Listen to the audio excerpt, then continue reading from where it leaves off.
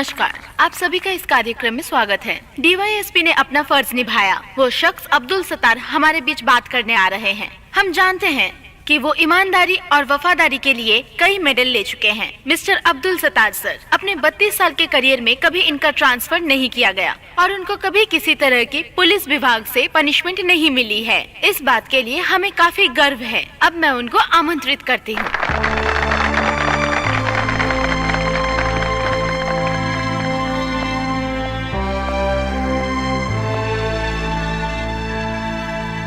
अपने बूट और सलाखों को छोड़कर आज मैं एक नया कदम रखने जा रहा हूँ।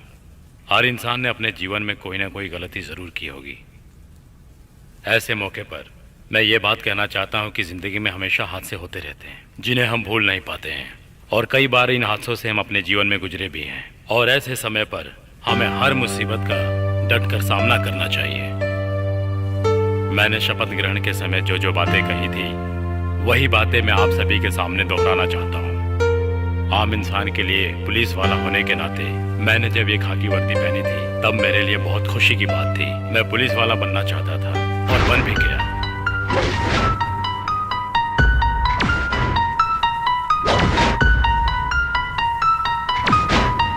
इसलिए मैं आज और हमेशा अपने आप पर गर्व करता रहूंगा।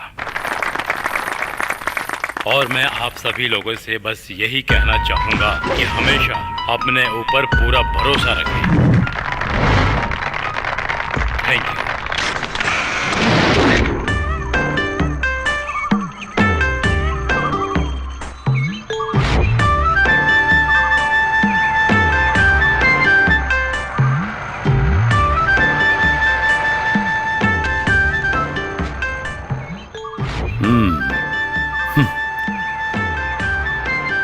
लेकिन ड्राइवर साहब। सर, तुम जानते हो ये बात बिल्कुल सच है। एक बार वर्दी चली गई तो दोबारा नहीं मिलती। जो पुलिस वाला रिटायर हो गया उसको कौन मार सकता है।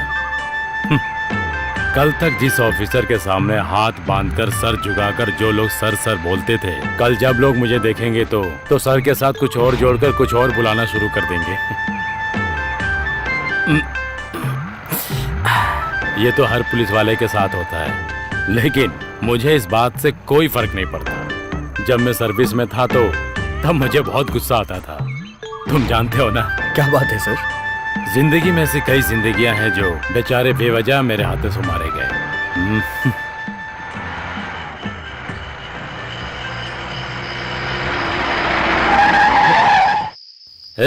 क्या हुआ? गाड़ी क्यों रोक दी? कुछ हुआ क्या? बीच रोड पे पेड़ गिरा हुआ है। हाँ। आप बैठिए, मैं देख के आता हूँ। हाँ ठीक है, जल्दी आओ। मदद के लिए भी कोई नहीं दिखाई दे रहा है। हाँ, क्या मुसीबत है ये। दिल के अरमां आंसुओं में बह गए।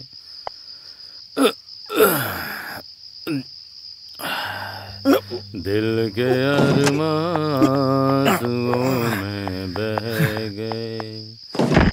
हम जहाँ थे वहीं पे रह गए। हम वफा करके भी तन्हा रह गए। दिल के अरमां आंसुओं में बह गए। दिल के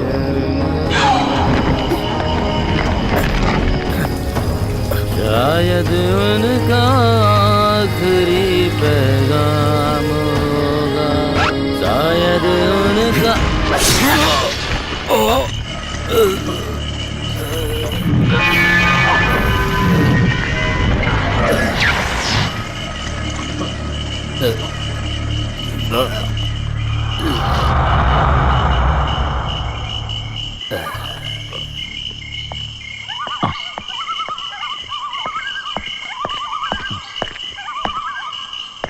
sir,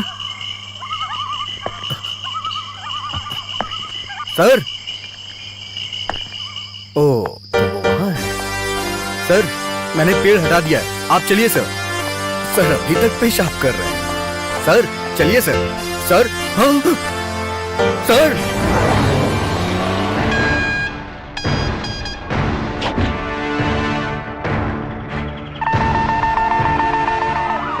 Mike call, Tiger set calling, Tiger set calling. Calling, tiger set calling. Sir बोलिए सर। हाँ अरविंद सर आ रहे हैं, so be alert. Okay sir. Over. Sir आ रहे हैं।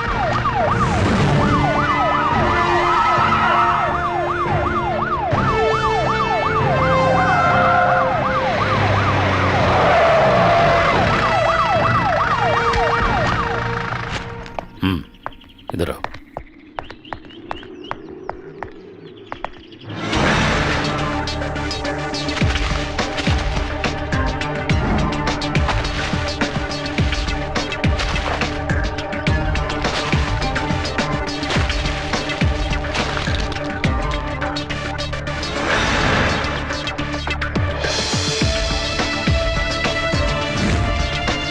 सर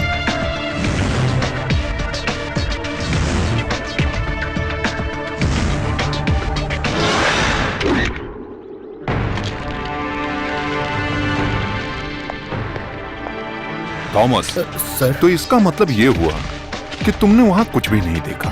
नहीं सर, मैं गाड़ी से उतरकर पेड़ हटाने के लिए गया था और तभी तो फिर... तुम्हारे कहने का मतलब है कातिल ने 3 मिनट में अपना काम कर दिया। फेयरवेल डिनर अटेंड करने के बाद और गाड़ी में ज्यादा ट्रेवल करने की वजह से वो जरूर ज्यादा जोर से चिल्ला भी नहीं पाए होंगे। इसीलिए सतार सर, थॉमस, ये सारी बातें तुम मुझको पहले भी बता चुके हो।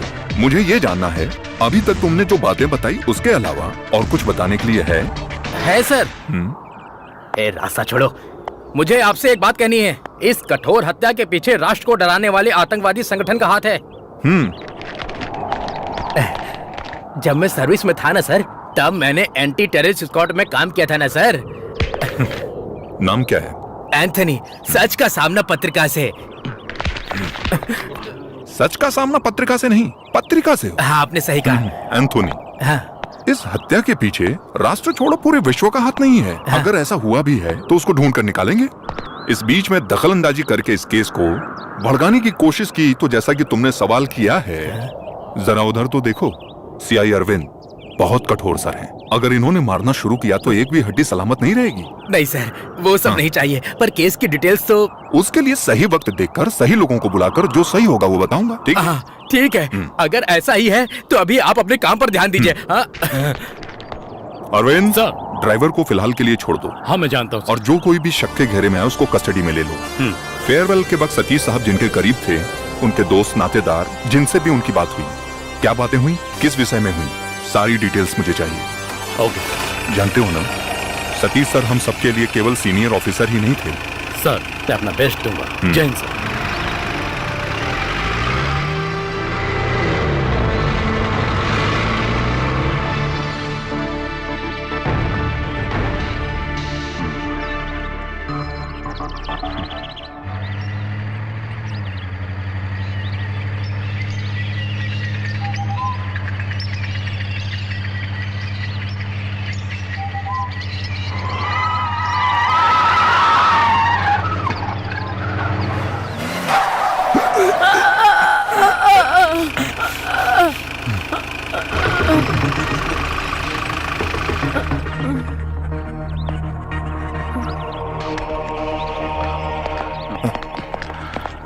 आपको चोट तो नहीं लगी? नहीं, चलो अच्छी बात है। कुछ नहीं हुआ, मैं ठीक हूँ बेटा। कोई बात नहीं, ये लो।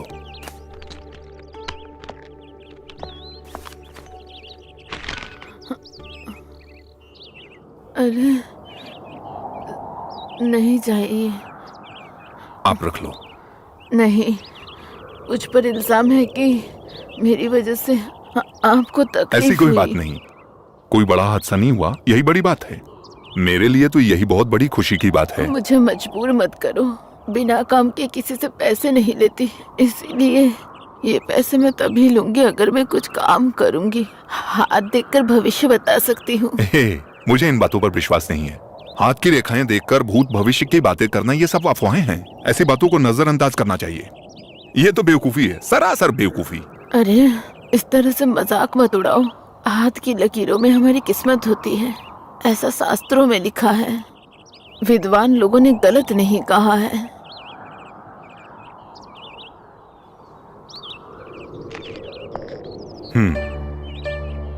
हे दुर्गा,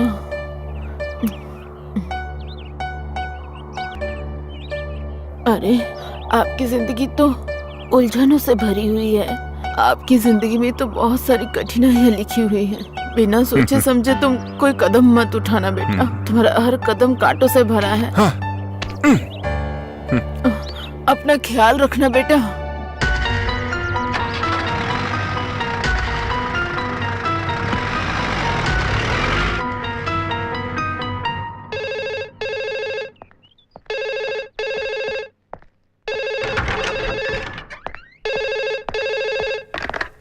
यस सर, मैं अरविंद बोल रहा हूँ। पिछले कुछ वक्त से रिटायर आईजी राघवन आपके बारे में पूछ रहे थे। राघवन सर? जी सर। क्या बात है? जी वो तो पता नहीं, मुझे लगता है कुछ ना कुछ जरूर गड़बड़ है। मैंने उनकी आवाज से ऐसा महसूस किया है। वो डरे हुए थे। सर जितना जल्दी हो सके वहाँ जाकर आप देखिए। वो कह रहे थे कि इमरजेंसी है सर। अभी आप लोगों के सामने आईजी नवीन सर आ रहे हैं। वो केस की तह तक पहुंचने में और काम को अलग तरीके से करने के लिए जाने जाते हैं और वो हम सबके प्रिय भी हैं।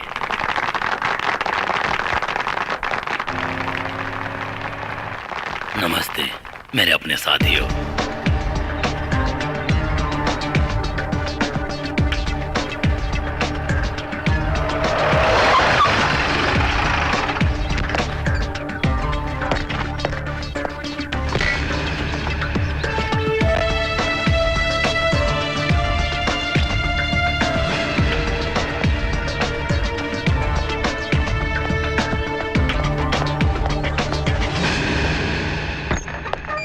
सर, राघवन सर,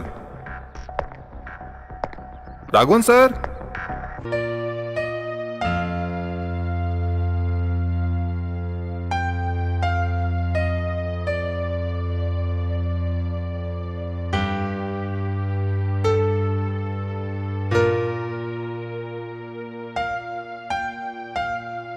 मीरा राघवन मेरी बेटी है। सर, तुम तो जानते हो ना, बीवी के गुजर जाने के बाद जो मैं जिंदगी गुजार रहा हूं वो इसके लिए है। अब तक मैंने उसकी किसी भी ख्वाहिश को अधूरा नहीं रहने दिया। लेकिन अब Siddharth, now she is my problem. आज सुबह से ही ये लापता है। She is missing.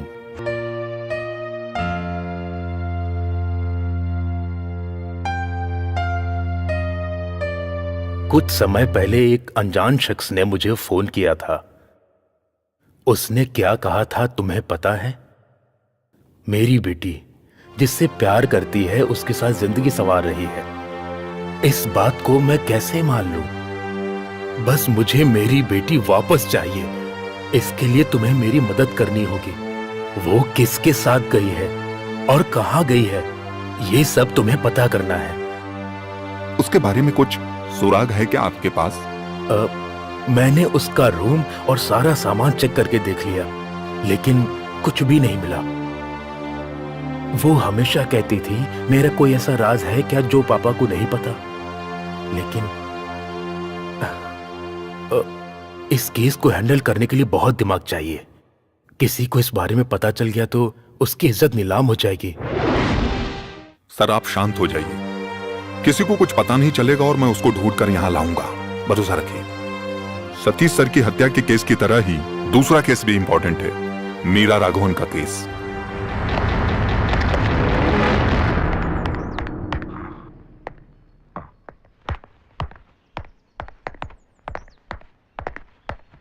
Sir, any information? नहीं सर, वो जहाँ कहीं भी जाते हैं वहाँ हमने छानबीन करके देख लिया। कुछ लोगों का कहना है कि 2 लोग उस रास्ते से निकले थे। बस इतना ही सर। मीरा के कॉलेज में पता किया? हाँ किया, लेकिन कोई भी मीरा के अफेयर के बारे में नहीं जानता है। वो हमेशा पढ़ाई और म्यूजिक में रहती थी। उसके फ्रेंड्स बस इतना ही जानते हैं। पता नहीं सर, मुझे कुछ अजीब सा फील हो रहा है। कुछ अच्छा नहीं लग रहा है। मुझे भी। लेकिन अरविंद, जो हर वक्त हिंदुस्तानी संगीत और किताबों में उलझी रहती थी, वो मीरा राघवन, उसके ऊपर हम कोई मुसीबत नहीं आने देंगे। ये मैंने सर से वादा किया है, वो मुझे हर हाल में निभाना है। कई लोगों की जिंदगी के बारे में वो हत्यारा जरूर जानता होगा। कल सुबह होने से पहले हम दिन की शुरुआत के लिए सुप्रभात कहते हैं। ऐसा कुछ सुराग मिल जाए तो बात बन जाए। मेरा दिल ऐसा कह रहा है, ये होगा।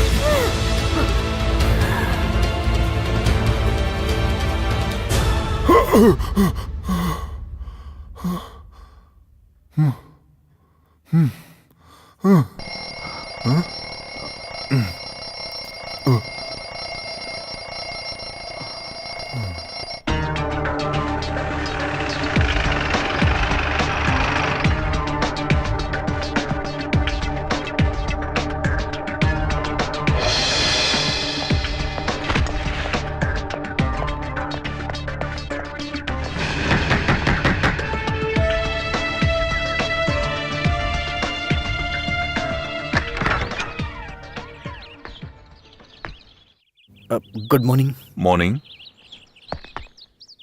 राघवन सर कहाँ हैं?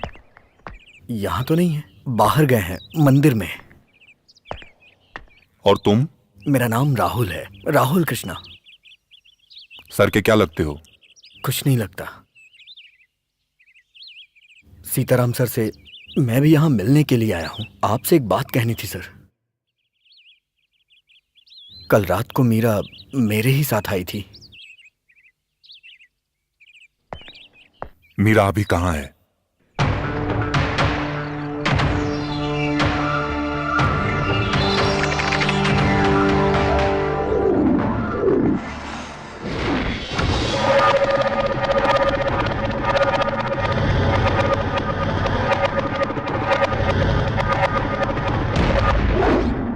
हर रोज की तरह उस रोज भी हड़ताल चल रही थी। उस दिन मैंने मीरा को पहली बार देखा था।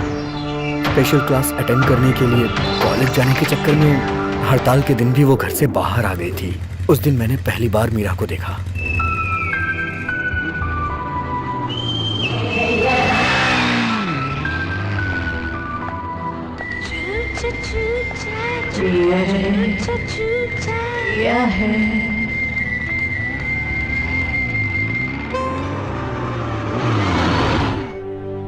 तो फिर ठीक है, मैंने जो कहा तुम वो समझ गए। आज हड़ताल है ये तो तुम जानते ही हो। आज के दिन अगर कोई लिफ्ट मांगता है तो खासकर मेरी जैसी लड़कियों को तो लिफ्ट देनी चाहिए।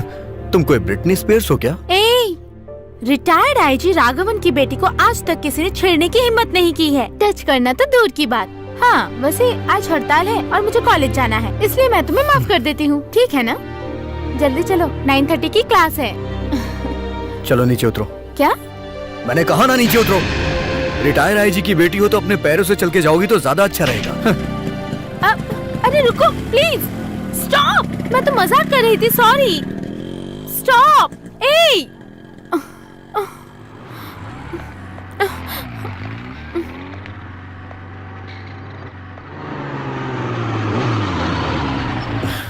अगर तुमने सॉरी दिल से बोला है तो आके बैठ जाओ। 9:30 की क्लास है ना? अगर मैंने तुम्हें लिफ्ट नहीं दी तो तुम्हारी क्लास छूट जाएगी। Yes, thank you.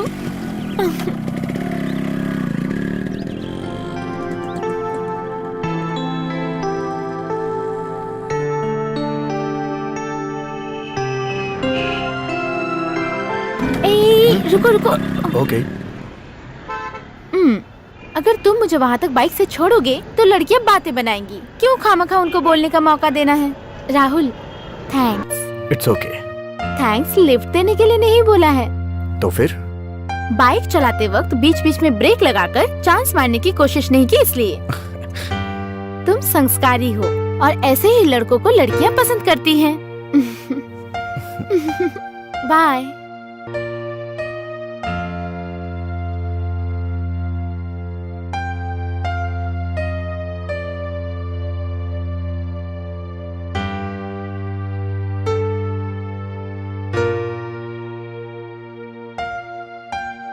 उस मुलाकात को प्यार में बदलने में ज्यादा समय नहीं लगा। मीरा के बगैर एक पल भी जीना मेरे लिए मुश्किल था, ये मुझे महसूस होने लगा। कब से तुम ऐसे ही चुप बैठे हो? अगर कुछ कहना है तो खुलकर बताओ, तभी तुम्हें समझ पाऊंगी ना। मैं हमारे रिश्ते के बारे में उससे कुछ कहना चाहता था। मैं एक अनाथ लड़का हूं और मीरा एक रिटायर आईजी की इकलौती बेटी। हमारे प्यार को उसके पिताजी कभी मंजूरी नहीं देंगे, ये बात मैं अच्छी तरह से जानता था। और अगर कहीं वो हमारे प्यार के बीच में आ गए तो मुझे मीरा को भूलना होगा और ये मुझसे बर्दाश्त नहीं होगा। अगर उसके पिताजी ने एतराज किया तो क्या मीरा फिर भी मेरे साथ चलने को तैयार होगी? यही मैं उससे पूछना चाहता था। आऊंगी, चाहे कुछ भी हो जाए, हम दोनों जुदा नहीं होंगे। मैं सबके सामने कहूंगी तुमसे प्यार करती हूँ।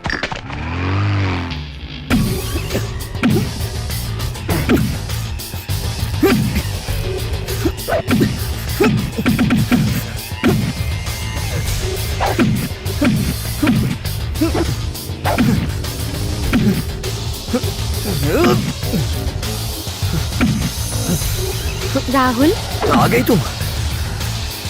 मैंने तुम्हें यहाँ पे इसलिए बुलाया क्योंकि मैं तुम्हें सरप्राइज देना चाहता हूँ। कम ऑन, हम यहाँ से कहीं और चलते हैं। कहाँ? जिंदगी के सफर पे। हम दोनों शादी करने वाले हैं। I mean court marriage.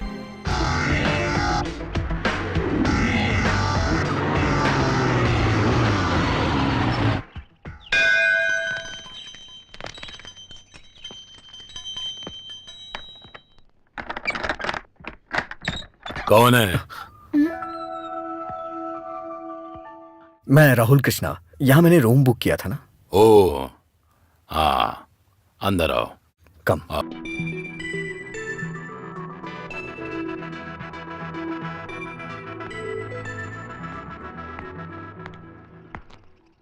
Ice cream खाओ।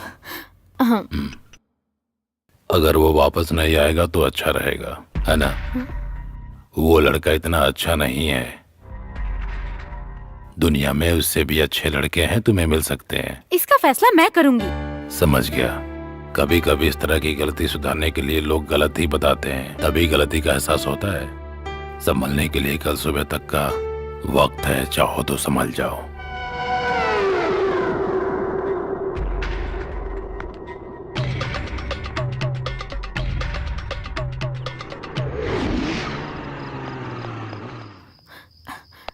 कहाँ थे अब तक राहुल तुम? हे, इधर आओ। ये देखो। ये क्या है? Pills, sleeping pills. ये सब किस लिए? हम दोनों के फ्रस्ट्रेशन को निकालने के लिए। इसको लेने के बाद बुड्ढा सो जाएगा, उसके बाद उसकी आंख कल सुबह ही इन सब खुलेगी। की जरूरत? धीरे बोलो। अगर कोई मुसीबत हो गई ऐसा तो? कुछ भी नहीं होगा, मैं सब संभाल लूंगा। तुम अरे आराम से। तुम वापस आ गए क्या? हाँ जरा इधर आओ। हाँ, मैं तो बस एक स्टडी कॉल करने गया था, अभी आया हूँ। क्या हुआ अंकल? मुझे तुमसे एक जरूरी बात करनी है। जो बातें दिल के अंदर हो उससे कह देना ही अच्छा होता है, समझ गए ना? क्या बात है? अरे तुम्हें बीबी बनाने के लिए कोई और लड़की नहीं मिली क्या?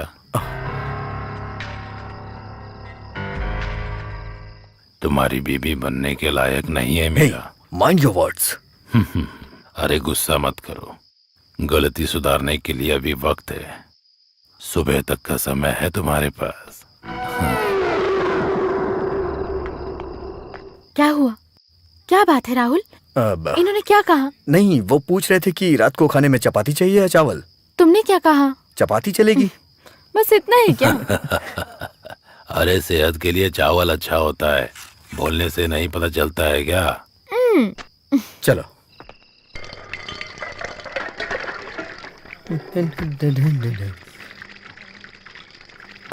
अंकल, मैं कुछ मदद करूं नहीं, क्या? रहने दो।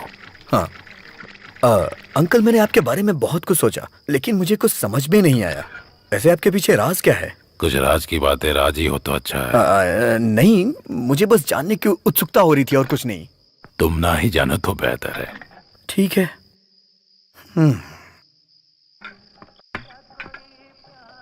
अंकल, ये पपीता ले लेता हूं मैं। सोने से पहले पपीते का जूस बहुत अच्छा होता है।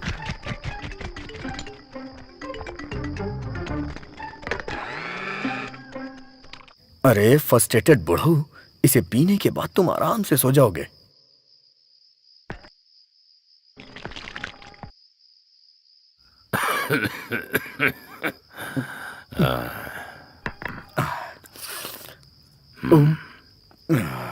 अंकल? नहीं चाहिए। अंकल, इसे मैंने अपने हाथों से बनाया है। कितने प्यार से मैंने आपके लिए बनाया था इसे, और आप इसे पीने से मना कर रहे हैं। पीछे ना, प्लीज।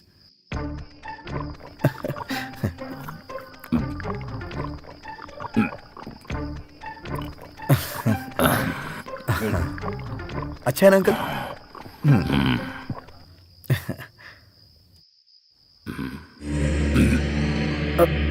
अंकल क्या हुआ अंकल? अंकल क्या हो गया अंकल? चलिए चलिए अंकल आराम से। Thank God. Good night good night good night. अपने पैरों को लंबा करके आराम से सो जाइए। टाटा।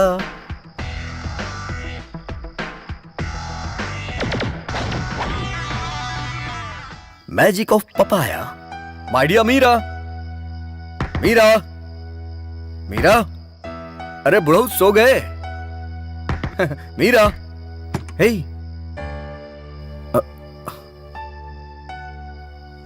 मीरा, मीरा।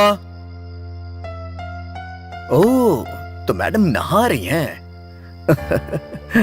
मीरा, बुढ़ऊ सो गए। Sleeping pills with papaya. Hello, नहा चुकी हूं तो बाहर आ जाओ ना यार, या फिर ये चाहती हूँ कि मैं अंदर आऊं? हाँ? बोल नहीं रही हो, इसका मतलब मैं अंदर आ जाऊं? Meera,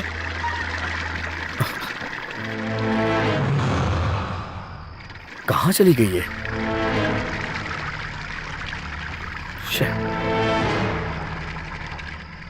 Meera,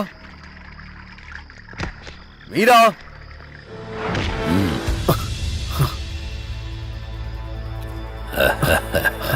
sleeping pills with papaya.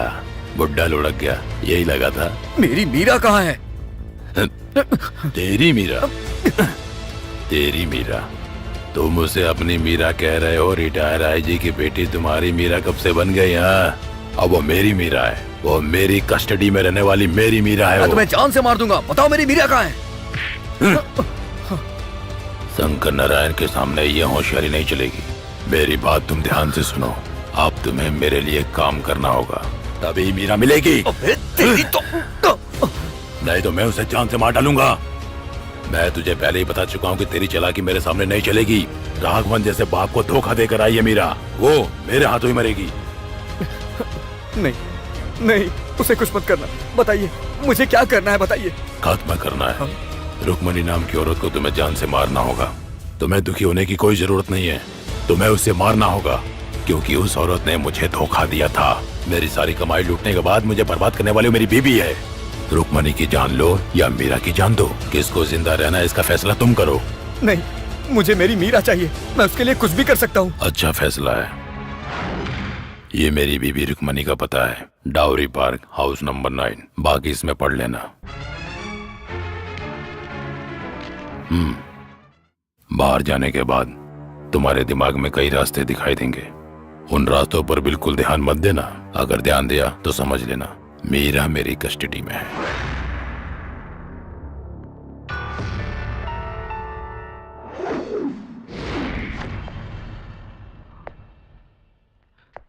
Shankar Narayan ने रुक्मणी देवी को मारने के लिए मुझे भेजा, लेकिन मुझ में किसी को भी मारने की हिम्मत नहीं है।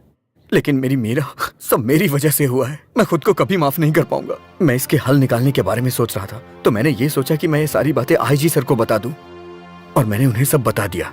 मेरी बातें सुनकर वो मंदिर में मन्नत मांगने गए हैं। इन सब में अब भगवान क्या कर सकता है सर? हमें मीरा को बचाना होगा। मुझे आपकी मदद की जरूरत है सर, नहीं तो वो मीरा को मार डालेगा।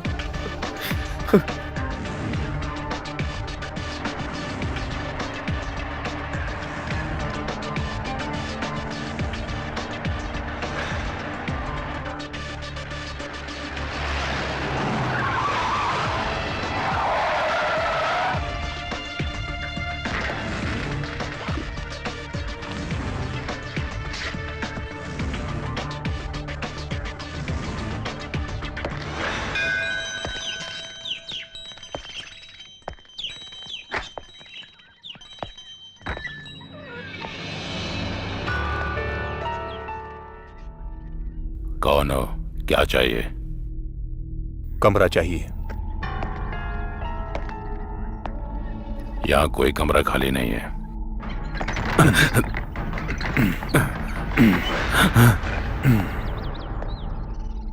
मैं यहाँ रुकने के लिए आया हूँ और रुक कर ही जाऊंगा। मुझे बस वो कमरा चाहिए। माफ कीजिए सर, उस कमरे में आदमी है। चलो चाबी निकालो। मुझे कुछ मत करिए सर, मैं चाबी देता हूँ।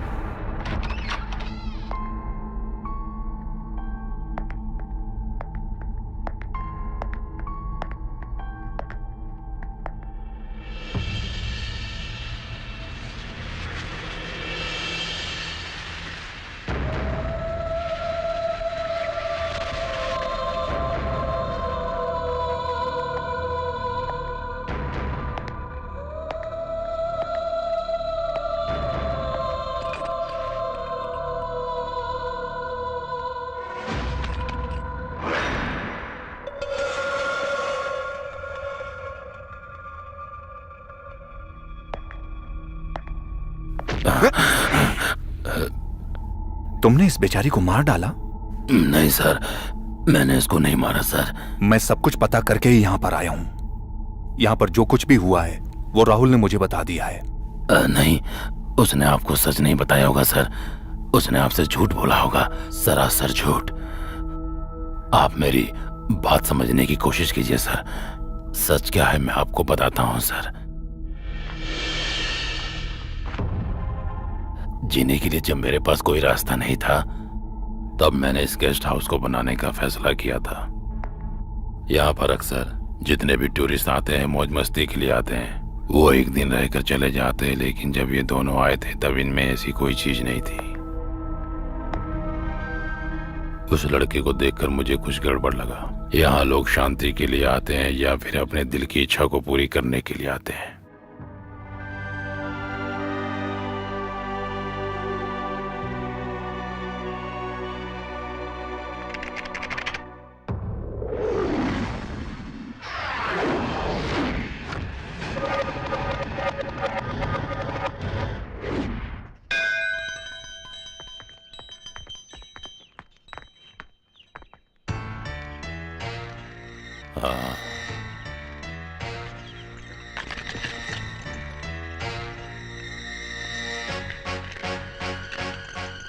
थैंक्स। वो रूम है। चलो। तुमने एक ही रूम बुक किया क्या? हाँ, काफी नहीं है क्या? नहीं, हम साथ में एक रूम में तब रहेंगे जब हमारी शादी हो जाएगी। तब तक तुम अपने कमरे में और मैं अपने कमरे में। Okay uncle? मुझे दूसरा रूम चाहिए। हाँ देता हूँ ना, ये लो तुम्हारा वो कमरा है, ठीक है? Thank you uncle, bye. आपने उसे चाबी क्यों दी? मैंने उसे कुछ प्लान करके यहाँ बुलाया था ना। सारा खेल बिगाड़ दिया आपने। सॉरी। हाँ, सॉरी। सॉरी।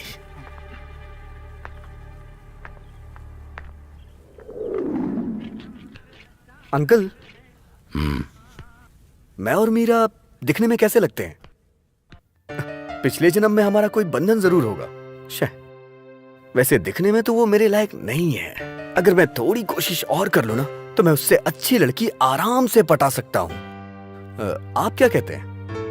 अगर तुम ऐसा कर सकते हो तो फिर शादी के नाम पर उसको इतना दूर क्यों लेकर आए हो?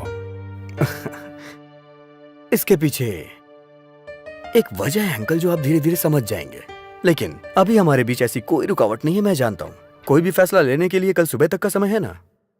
कल सुबह तक का समय है। Thank you.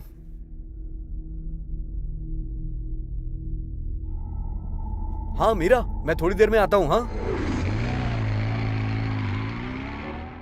कितने समय से एक दूसरे को जानते हो तुम लोग? सिर्फ 2 महीने की मुलाकात है, लेकिन ऐसा लगता है कि जैसे हमारा जन्मों जन्मों का रिश्ता है। आपको भी ऐसा ही लगता है ना?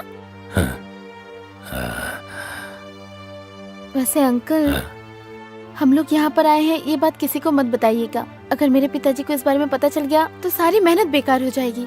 मैं किसी को नहीं बताऊंगा। ये राज में राज ही रखना चाहता हूँ। विश्वास कर अपने अंकल पर। हाँ?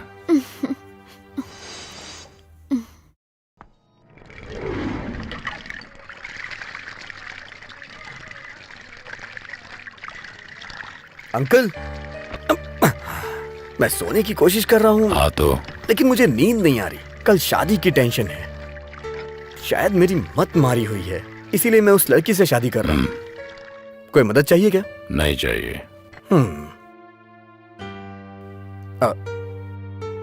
अंकल, ये पपीता ले जाऊं क्या? रात में सोने से पहले पपीते का जूस पीना चाहिए। मुझे उसके बर्ताव से उस पर शक होने लगा था। पपीते के जूस में मुझे सुलाने के लिए नींद की गोलियां मिला रहा था वो। और फिर मैंने भी उसका प्लान पता करने के लिए ठान लिया था कि आखिर ये सब वो किस लिए कर रहा है।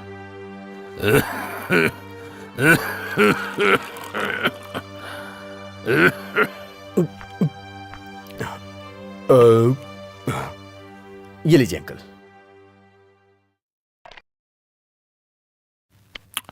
शक्कर बहुत कम है, मुझे मीठा बहुत पसंद है, वो चाहे जूस हो या फिर जिंदगी। हाँ, मीठा होना जरूरी है। हाँ।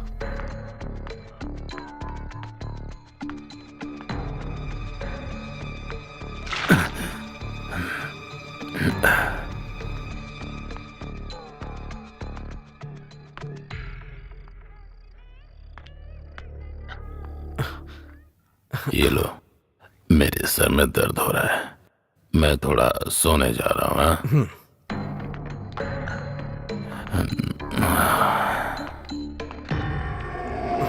यस।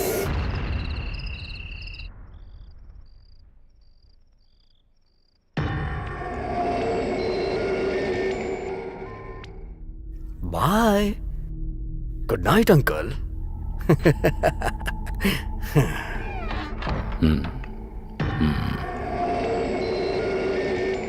टडडम पम। हाय मीरा। बुढ़ा सो गया पता है? अरे कितना परेशान करता है यार वो। और पता है क्या कह रहा था? मेरी तुम्हारी जोड़ी बिल्कुल नहीं जमती है। तो फिर तुमने क्या कहा? सही तो कह रहा था वो। मैंने उससे कह दिया तुम मेरे लायक नहीं हो। क्यों? सही कहा ना मैंने। आज की रात हम एक जश्न की तरह मनाएंगे और कल सुबह हम यहाँ से वापस चले जाएंगे। लेकिन तुमने तो ऐसा नहीं कहा था। ये शादी वादी की झंझट मैं नहीं पालता। जिसकी शादी नहीं हुई रहती है उसके लिए मैं एक रात का पति बन जाता हूँ। और हम दोनों के बीच भी यही रिश्ता होना चाहिए। Come on darling, come on. Rahul, छोड़ो मुझे, छोड़ो। इतना परेशान क्यों कर रही हो? राहुल, छोड़ दो इसको। कहाँ से आ जाओ? अगर मेरे हाथों मरना नहीं चाहता है तो चला जाए यहाँ से। जाओ मोहन, निकल जाओ।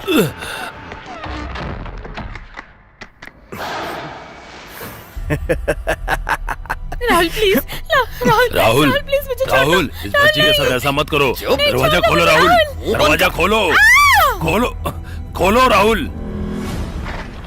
राहुल,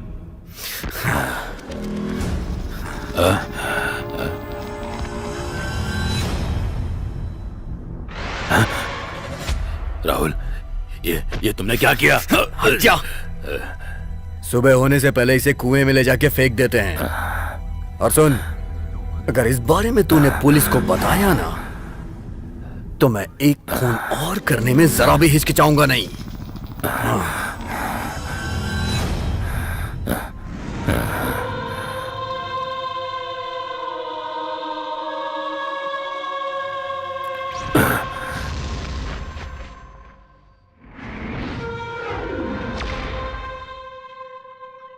अगर उसका सामना करने के लिए मेरे साथ अगर कोई होता तो आज वो लड़की जिंदा होती। आखिर मैं अकेला क्या कर सकता था? तुम्हारी बनावटी बातों को सुनकर मैं भावुक होकर यहाँ से खाली हाथ जाने के लिए नहीं आया हूँ। अमन ग्लोबल स्ट्रीट में जो औरत रहती है रुक्मणी देवी, वो तुम्हारी बीवी है। तुम उसको मारने के लिए राहुल कृष्ण को मजबूर कर रहे थे। उसने तुम्हारी बात मानने से इनकार किया तो तुमने मीरा को मार दिया। इसलिए मीरा की हत्या में केवल तुम्हारा हाथ है। बीवी और मेरी, लेकिन मैंने अभी तक तो शादी ही नहीं की। फिर भला क्यों मैं उसको मारने के लिए किसी को मजबूर करूंगा सर? किसी को भी मारने के लिए 1000 रुपये काफी है। कोई भी ये काम आसानी से कर देगा सर। आप उसकी बातों में आकर उसे बचा रहे हो सर। अरविंद, इससे एड्रेस ले लो सर। और जाकर छानबीन करो कि रुक्मणी नाम की औरत उस पते पर रहती भी है कि नहीं। जल्दी जाओ, क्विक।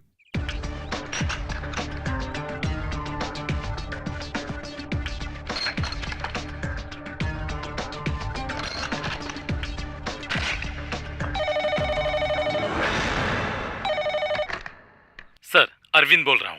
यस अरविंद, पता चला?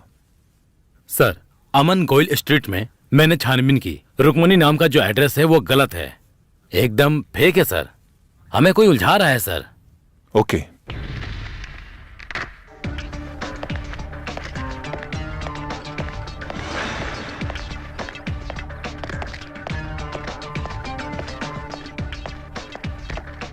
सर सर सर वो मानसिक रोगी है, उसने मीरा को मारा है सर। वो किसी भी स्थिति में बचना नहीं चाहिए सर।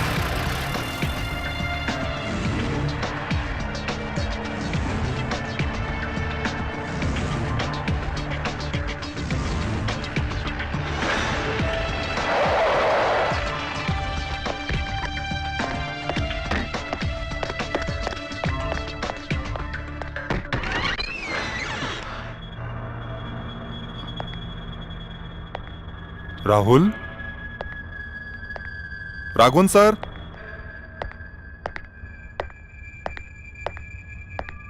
राघवन सर।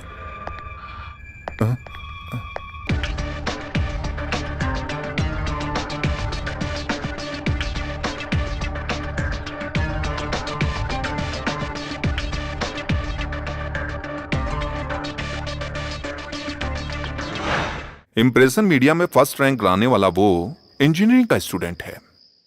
इतने दिनों तक वो यहीं पर था, जहां कोई किसी को सहारा नहीं देता, यहां उसे प्यार और सहारा दोनों मिला। फिर इसका दिल इतना कठोर कैसे हुआ कि वो किसी की जान ही ले लेगा? अगर आज की बात करें तो आशिक को उसका प्यार ना मिलने पर इस तरह के बहुत से हादसे होते हैं सर। लेकिन इस केस में मीरा और राहुल एक दूसरे से प्यार करते थे, और इतना ही नहीं, दोनों अपनी मर्जी से गेस्ट हाउस में गए थे सर। वही तो, शंकर नारायण के मुताबिक राहुल मीरा को ना पसंद करता था और ना प्यार। उसने ये सोचा होगा कि कोर्ट मैरिज करके पूरी जिंदगी उसके साथ रहना होगा, और ये भी सोचा होगा कि मीरा से अच्छी लड़की भी उसे मिल सकती है। इस तरीके की बात सोचकर वो बुरी तरीके से परेशान हो गया होगा। फिर उसने रास्ता चुना मीरा की हत्या करने का, और यही सोचकर उसने मीरा को मारा होगा। मीरा के इस केस को थोड़ी देर के लिए साइड में रखने तो उसे राघवन सर को मारने की क्या जरूरत थी, और वो भी घर के अंदर घुसकर। जैसा कि शंकर नारायण ने बताया था कि वो मानसिक रोगी है, शायद यही वजह हो सकती है। मैं इस पर विश्वास नहीं करता, क्योंकि हत्या और उसकी जगह दोनों आपस में, मेरे हिसाब से आपस में मिल नहीं खा रहे। दोनों हत्याओं के पीछे तीसरी कोई मजबूत वजह है। वो क्या वजह हो सकती है सर? वही तो हमें तलाश करना है। इसके लिए ये हमारे हाथ लगना चाहिए। मीरा जिसे अपनी जान से ज्यादा प्यार करती थी, वो वहशी कातिल Rahul Krishna, the most wanted.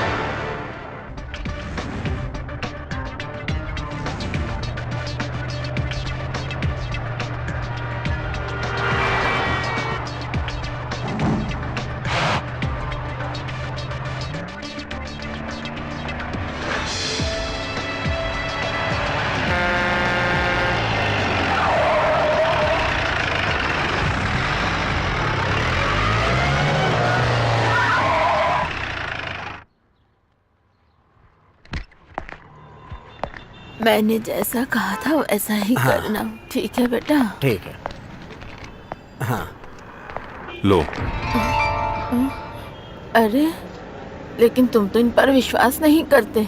आज क्या हो गया? एक मुसीबत है, मुझे लग रहा है। अच्छा बताओ, मेरे हाथ की रेखाएं भविष्य के बारे में क्या कहती हैं? हे भगवान, अच्छा देखती हूँ।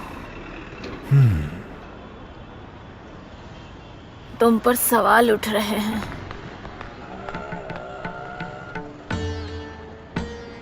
रास्ते में रुकावटें आ रही हैं, मौत से भी सामना हो सकता है। मौत से सामना? मुसीबत में हो, हाँ, वो कहीं से भी आ सकती है। संभल कर रहना बेटा। सब ठीक हो जाएगा। हे दुर्गा, बेटा, अगर प्रायश्चित करोगे तो इसका हल निकल सकता है। नहीं चाहिए, मुझे अपने ऊपर पूरा भरोसा है। कल भी और आज भी किसी भी मुसीबत से बच के निकलने के लिए हमारा शरीर ही काफी है। शरीर ही सामना करेगा और हल भी निकालेगा। मैं प्रार्थना करूंगी, इतना ही कर सकती हूँ मैं।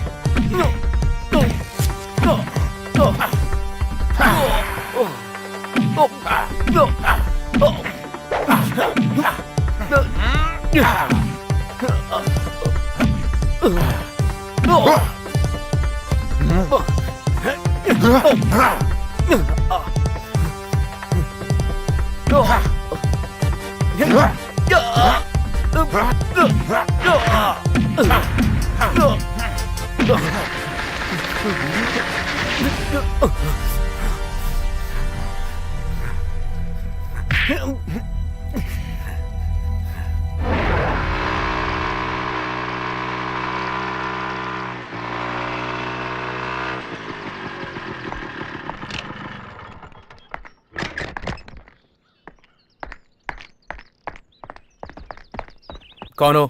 किससे मिलना है? मुझे अर्जेंटली एसपी हाँ हेलो नहीं, नहीं, जी, आप गेस्ट हाउस ही है। नहीं, इस हादसे के बारे में मीडिया को कोई न्यूज नहीं देना, ऐसा बड़े साहब ने कहा है। दीजिए प्लीज।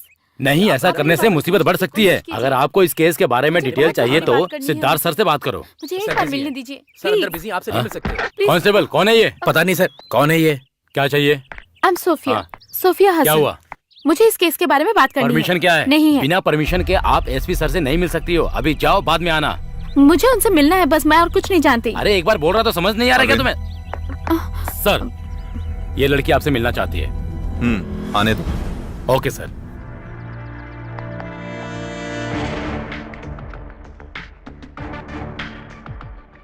क्या बात है सोफिया, परेशान क्यों हो? राहुल कृष्णा ने कोई गलती नहीं की है सर। वो किसी का खून नहीं कर सकता। मैं उसे बचपन से जानती हूँ, हम दोनों ने साथ में पढ़ाई की है। आप मेरी बात का यकीन कीजिए। अच्छा, तो इसी वजह से उसने कल रात को सर को जान से मारने की कोशिश की थी? इतना ही नहीं, उसने सारा गुनाह भी कबूल कर लिया है। कबूल कर लिया? हाँ। मुझे बिल्कुल भी यकीन नहीं है। इसमें जरूर कोई ना कोई गड़बड़ है सर। राहुल को बचा लीजिए सर, वो बेगुनाह है।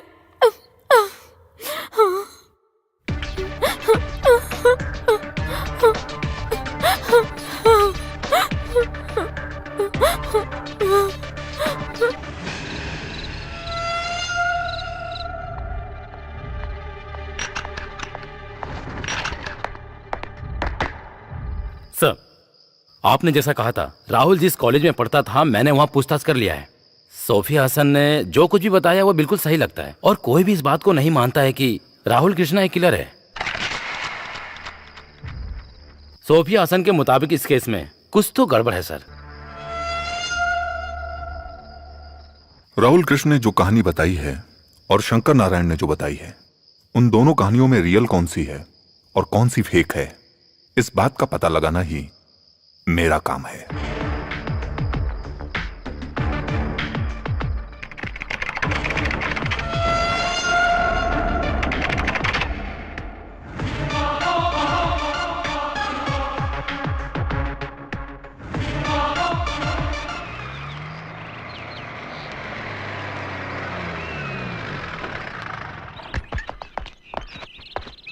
सर, मुजरिम मिला क्या?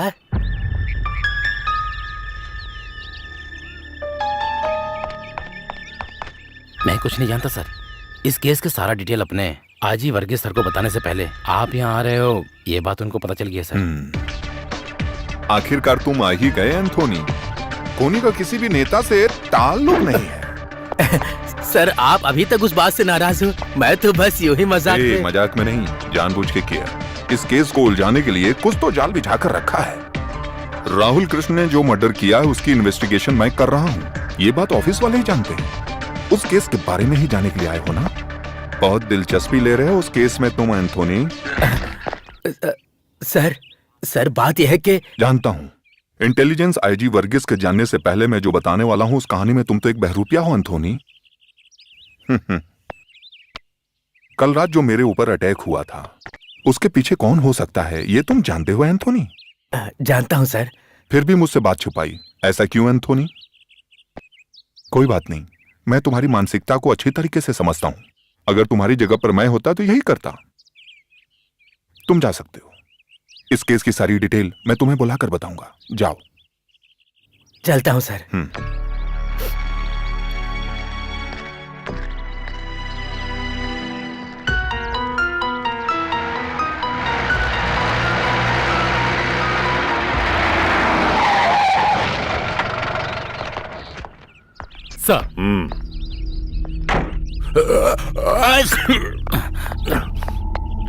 Morning sir.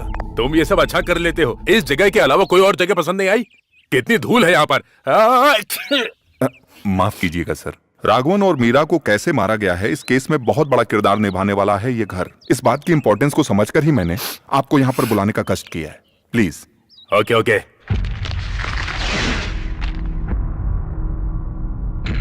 राहुल कृष्ण, ये कहानी इसी ने शुरू की थी। अनाथ आश्रम में रहने वाले इस राहुल की जिंदगी में आखिर क्या हुआ था वो सब इसमें लिखा है।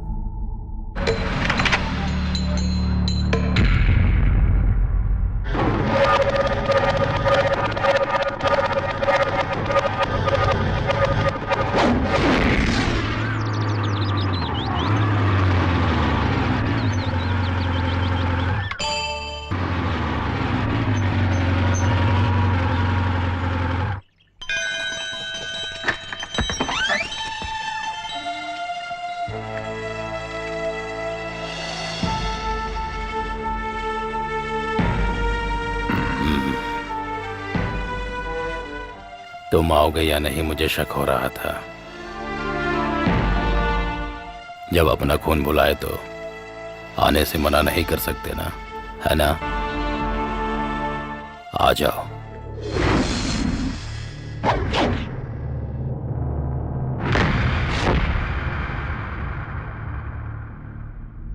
इस बूट को पहचानते हो? तुम्हारे बाप का था। उसके होने के बावजूद तुम्हें सालों तक एक अनाथ की तरह जीना पड़ा। तुम्हारे उन्हीं सवालों का जवाब है ये। तुम्हें उनके बारे में सब कुछ जानना होगा। तुम्हारे और तुम्हारे बाप के बीच में ऐसा क्या हुआ था?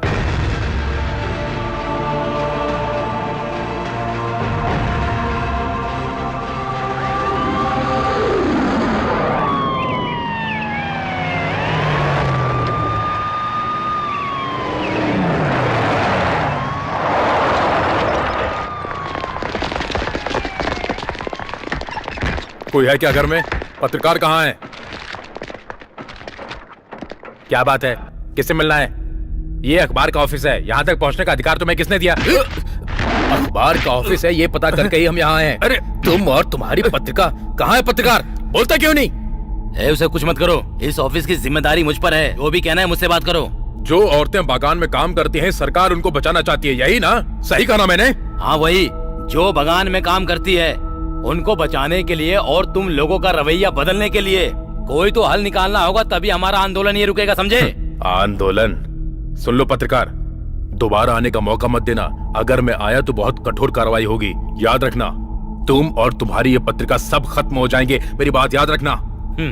जिसको कोई मिटा सकता है उसको कहते हैं अक्षर। उस अक्षर को हथियार बनाकर हर मुसीबत का सामना करने की हिम्मत है मुझ में। ये बात जाकर उसको बताओ जिसने तुमको भेजा है। तुम बहुत पछताओगे। हाँ लिखना शुरू करो। हाँ। हाँ, जो औरत बागान में काम करती है उनकी गिनती धीरे धीरे लगातार बढ़ती जा रही है। इसके पीछे पुलिस का हाथ है। जानकी, दीदी रसोई में काम कर रही हैं, मैं संभाल लूंगा। हाँ ठीक है। इसलिए जो भी कोई औरत बागान में काम करती है उनकी हिफाजत के लिए कोई हल निकालने और बचाने की जिम्मेदारी हमारी सरकार की है। मैं आज इधर से जाऊंगी। तुम्हें अकेले जाने में डर तो नहीं लगेगा ना? कैसा डर? तुम एक पत्रकार की बेटी हो, इसलिए तुम्हें कभी डर नहीं लगता है। अरे मैंने ऐसा कब कहा? टाटा टाटा।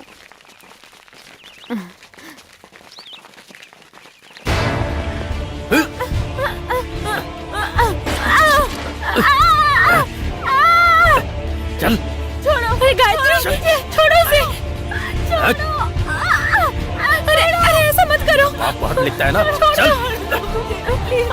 अरे छोड़ो, प्लीज प्लीज उसे छोड़ दो।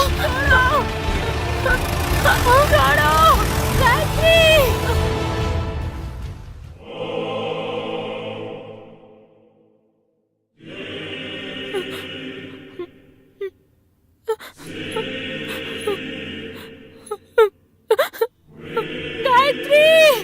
उसे छोड़ दो, मत ले जाओ उसे, छोड़ दो उसे।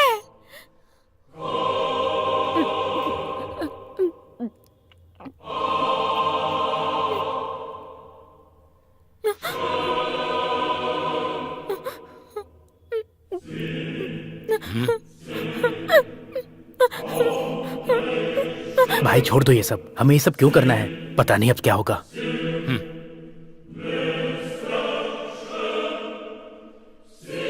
हे भगवान, पता नहीं हम पर क्या मुसीबत आने वाली है।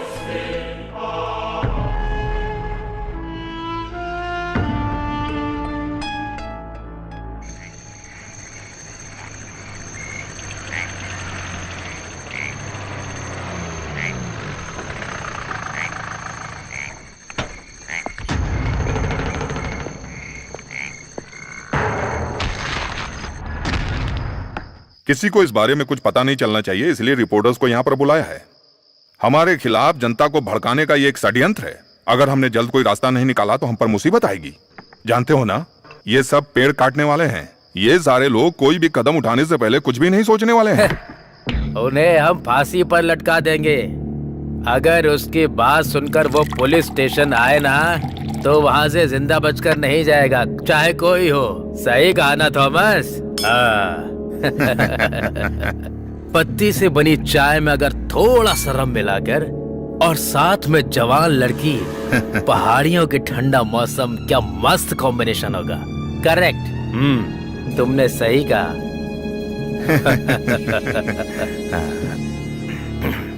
तुम बिंदास रहो, इस केस को हम सुलझा लेंगे। अरे पैसों से वो पत्रकार नहीं बिकने वाला। अगर उसे रास्ते से हटाना है तो ये सीधा उसकी कनपट्टी पे रख के धमकी देना। ठाय, सारा खेल खत्म। आज ही जाकर खत्म कर देते हैं, अभी नहीं। हर काम के लिए एक सही समय होता है राघवन जी। उस पत्रकार का समय भगवान को तय करने दो।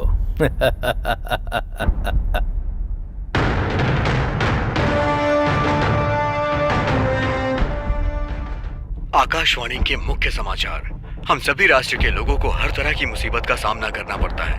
भारत और पाकिस्तान के बीच तनाव बढ़ता ही जा रहा है। दोनों देशों के बीच जो शांति प्रस्ताव रखा गया था, इस तनाव के चलते उसे रद्द कर दिया गया है। दोनों देशों के बीच युद्ध होने की संभावना है, ऐसा देश के बड़े बड़े नेताओं का कहना है। राष्ट्रपति द्वारा लिखित किताब में धारा 352 को समझाया गया है। उसके बारे में अपोजिशन पार्टी का कहना है कि इस कानूनी धारा में कोई कमी है और इस विवाद को लेते हुए देश के बड़े बड़े नेताओं के बीच इस मुद्दे पर बहस जारी है। अब देखना यह है कि दोनों देशों के बीच युद्ध होता है या नहीं।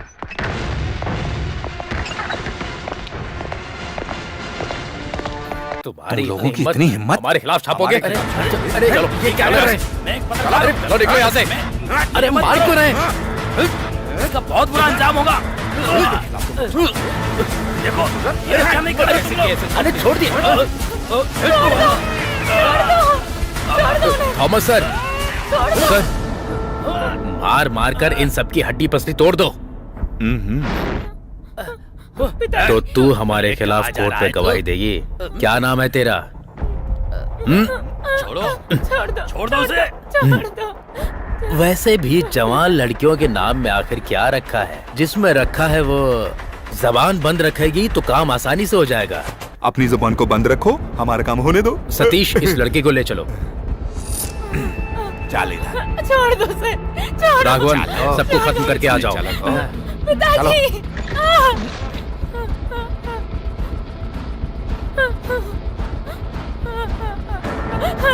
बचाओ। अरे चल, अरे चल। छोड़ दो मुझे, छोड़ो, जाओ।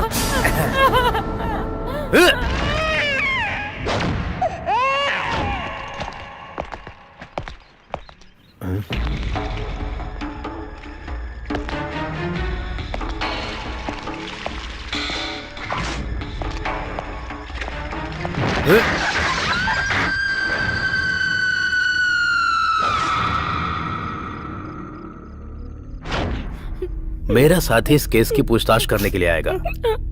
अगर उस दिन तुमने गवाही दी तो हाँ? अरे बोल जरा, गवाही देगी क्या? दूंगी, मैं गवाही दूंगी। मैं तुम तीनों के खिलाफ गवाही दूंगी।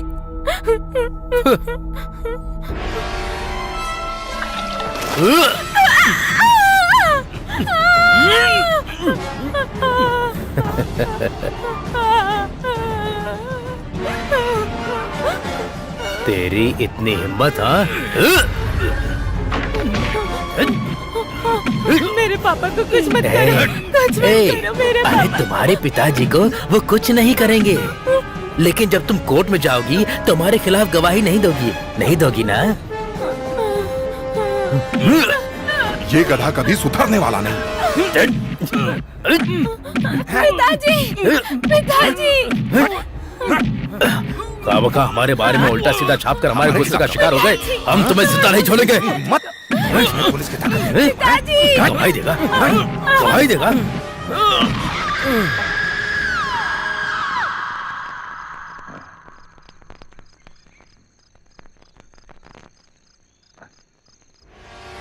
हमारे बीच में जो आएगा उसका यही हाल होगा। हाँ, यही हाल होगा। हमारे बीच में जो आएगा उसका यही हाल होगा। हाँ, यही हाल होगा। मजा हमको आएगा, यही हाल होगा। अरे रास्ता छोड़ो। हम लोग अपना काम करेंगे, कोई कुछ न कर पाएगा। हाँ, हम लोग अपना काम करेंगे, बहुत मजा हमें आएगा। हम लोग थॉमस सर, अपना उसकी सांस अभी तक चल रही है। ओहो, मर जाएगी। उठाकर कहीं फेंक देते हैं, शक्कर डालकर जला देते हैं, कोई सुराग नहीं बचेगा। कोमल के साथ भी हमने यही किया था ना, तुम्हें याद है ना? जब मुझे होश आया तो मैंने देखा कि मेरी जिंदगी पूरी तरह तबाह हो चुकी है। सरकार के खिलाफ खड़े होकर इंसाफ की उम्मीद की थी। मेरी बेटी को जलाकर उन लोगों ने राख कर दिया। बीबी को डरा धमका कर उसको पागल बना दिया। मुझे मेरे देश को छोड़कर जाने की धमकी भी दी थी। उन तीनों पुलिस वालों ने मिलकर मेरे साथ साजिश करके केस बना दिया। मेरे पास कोई रास्ता नहीं था।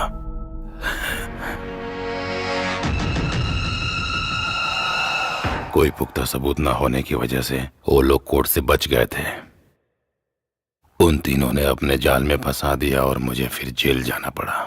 मुझसे मिलने के लिए जेल में एंथोनी आया था। तब मैंने उससे एक ही बात कही थी कि जब मैं जेल से सजा काट कर बाहर आऊंगा तो जिसने हमारे साथ ये सब किया उनसे हम तीनों मिलकर बदला लेंगे।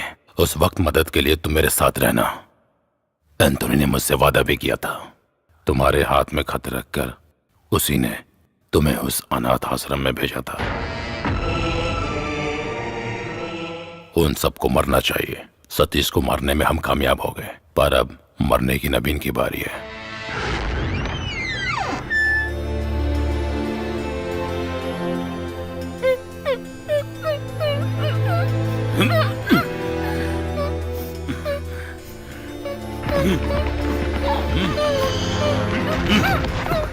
कौन है ये?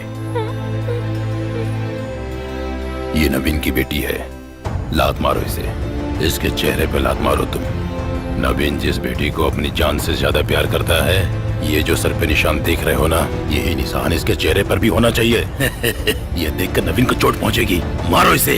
पिताजी, इसकी कोई गलती नहीं है। इसे सजा देना मुझे ठीक नहीं लग रहा है। तुम्हारी दीदी ने कौन सी गलती की थी?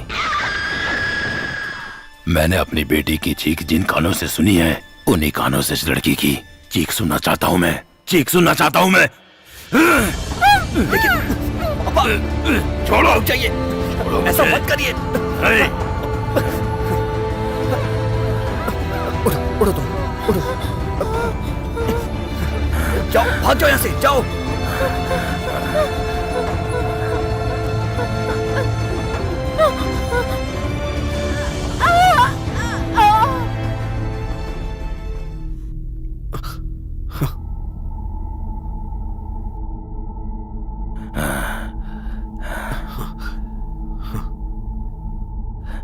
देख लिया, उसने जान बचाने की कोशिश की, लेकिन अपनी ही गलती से अपनी जान गंवा बैठी।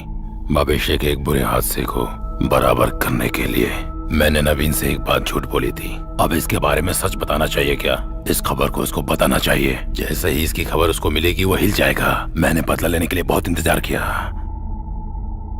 पिताजी, अब आईजी से बदला आप नहीं,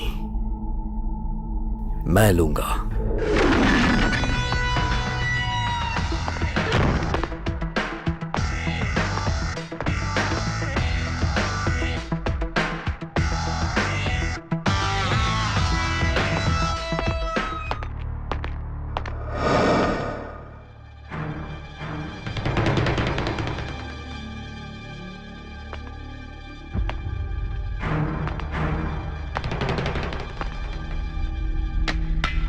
कौन है?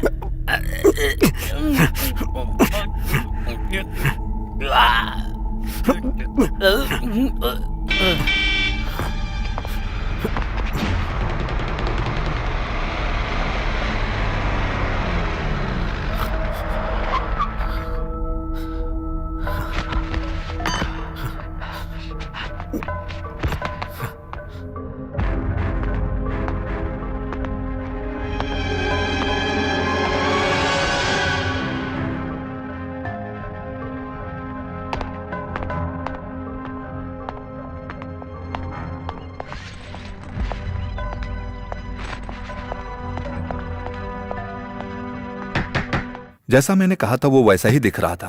मीरा को वो अपने साथ लेकर गया था। राघवन के घर में वो गुड मॉर्निंग कह के मेरा वेलकम कर रहा था। तब वो नहीं जानता था कि सच एक न एक दिन सबके सामने आएगा ही। अगर मीरा राघवन की मौत एक एक्सीडेंट की वजह से हुई है, तो राघवन सर की मौत हर तरह से देखा जाए तो एक मर्डर है। हाँ सर, ये सब जिसने किया है वो है राहुल कृष्ण।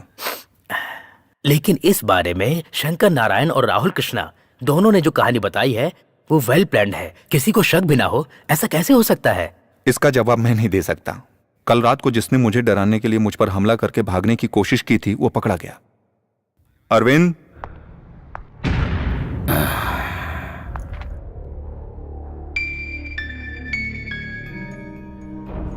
बताओ, कैसे तुम दोनों बाप बेटे ने मिलकर इस कहानी को यकीन करने लायक बनाया है?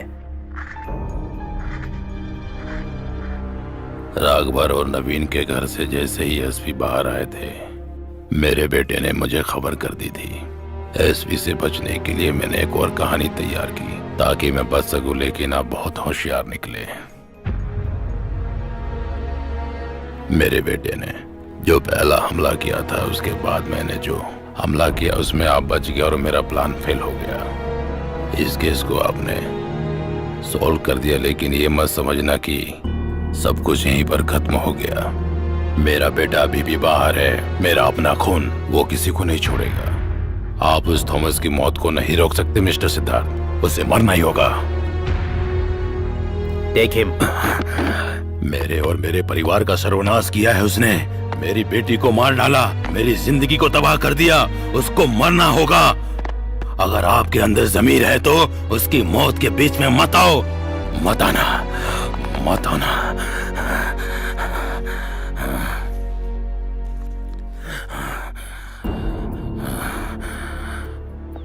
कुछ भी हो जाए, हमें उस थॉमस को बचाना ही होगा सिद्धार्थ। वो केवल मेरा सीनियर ही नहीं, मेरा फैमिली मेंबर भी है।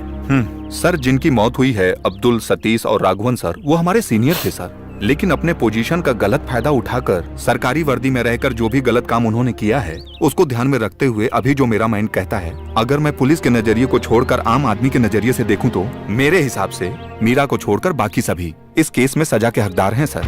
आप जिसको बचाने की बात कर रहे हैं, थॉमस सेबास्टियन, वो भी सजा का हकदार है सर।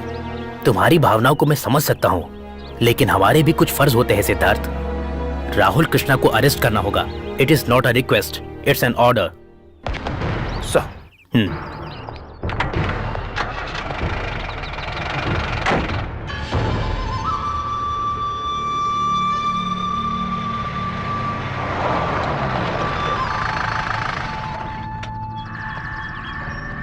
अरविंद, उसका घर और उसके आस पड़ोस में चेक करना चाहिए। परेशानी किसी भी रूप में आ सकती है। सिक्योरिटी टाइट करो और खुद फैसला लो। सर, खून होने की स्थिति में सर को इस जगह के अलावा और दूसरा कोई घर नहीं मिला क्या? ये बात मुझे समझ में नहीं आई। वो सब छोड़ो, लेकिन हमें अपना काम करना है।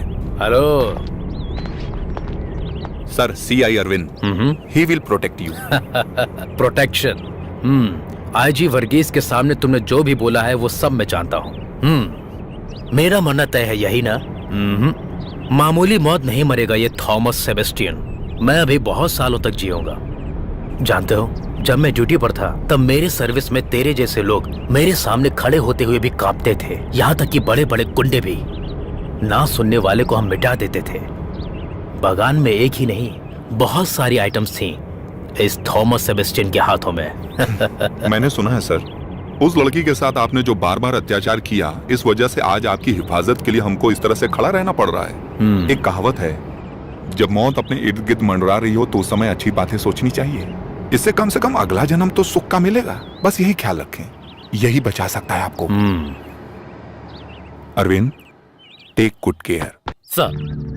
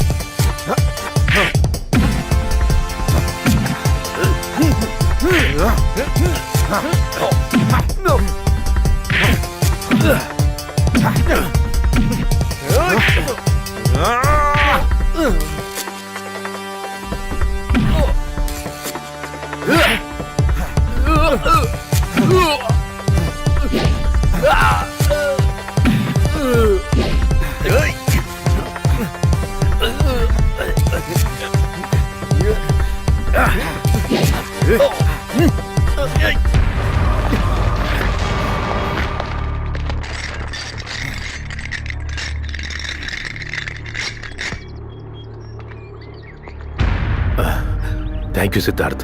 मैंने तो बस अपनी ड्यूटी की है सर।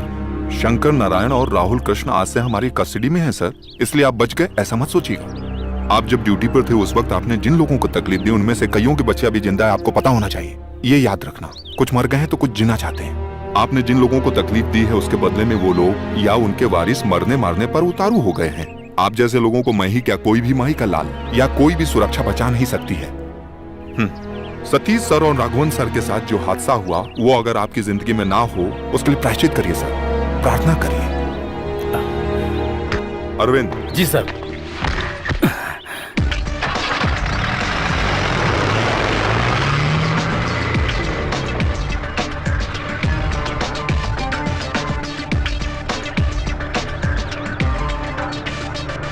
स्टॉप। क्या हुआ सर? उस पेपर को दो। हाँ।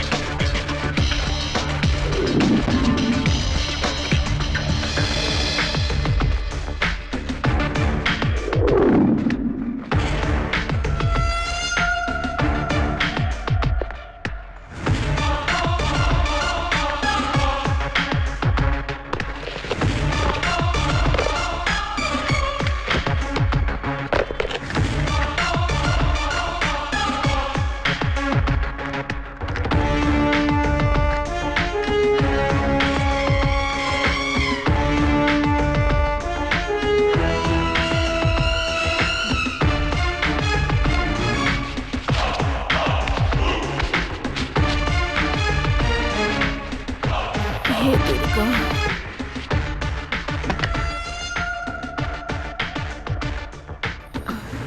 नहीं, अब कोई मुसीबत नहीं है। पर ये है,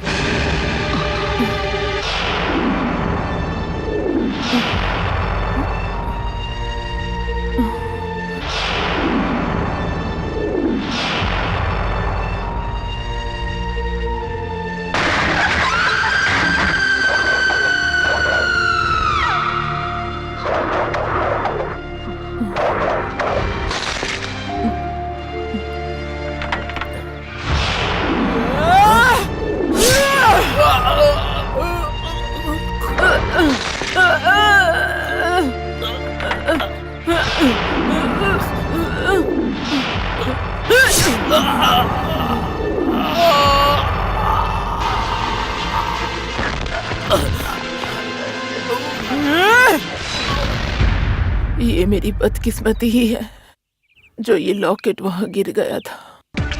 अगर लॉकेट नहीं मिलता फिर भी मैं तुमको ढूंढते हुए यहाँ आ जाता। जब कभी भी कहीं भी कोई घटना घटती है तो कोई ना कोई सुराग मिलता ही है। ये प्रकृति का नियम है।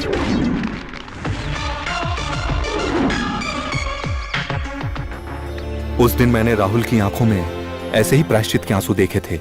आज तुम्हारी आंखों में वही प्रायश्चित के आंसू मुझे दिखाई दे रहे हैं। उस दिन से लेकर आज तक मैं एक मां के दर्द को समझ सकता हूं। हमारे देश में सबूत की कमी के चलते कई ऐसे केसों पर मिट्टी जम चुकी है। एडीजीपी थॉमस सेबास्टियन का केस भी उन्हीं में से एक था।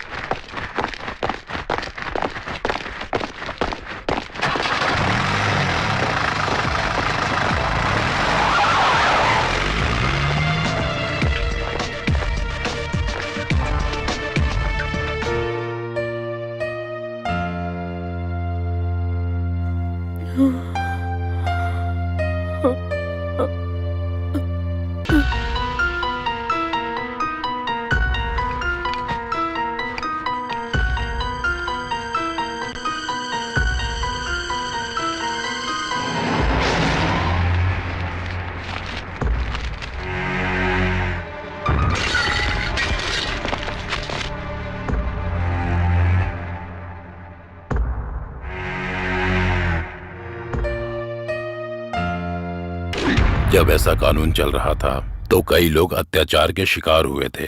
अपनी इज्जत और जिंदगी को खोने वाले लोग उन औरतों के आंसुओं के सामने कुछ भी नहीं है।